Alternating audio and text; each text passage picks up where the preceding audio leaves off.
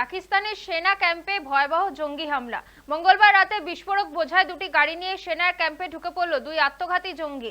বিস্ফোরণের জেরে অন্তত 12 জনের মৃত্যু হয়েছে বলে জানা গিয়েছে। পাশাপাশি আহত হয়েছেন আরো 30 জন।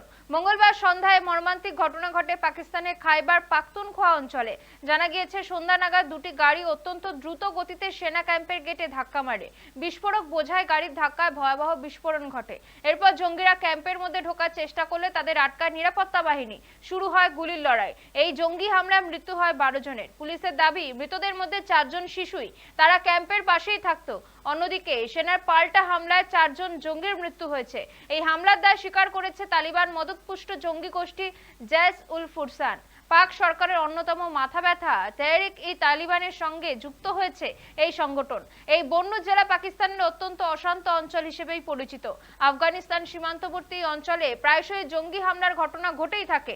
ঘটনার এক ভিডিও প্রকাশ্যে এসেছে, যেখানে দেখা যাচ্ছে বিস্ফোরণের পর বিরাট ধোঁয়ায় ঢেকে গিয়েছে এলাকা। পাশ থেকে শোনা যাচ্ছে কার্যত গুলির আওয়াজ। জানা গিয়েছে জঙ্গিদের খোঁজে গোটা এলাকা ঘিরে ফেলে তল্লাশি অভিযান শুরু করেছে সেনাবাহিনী।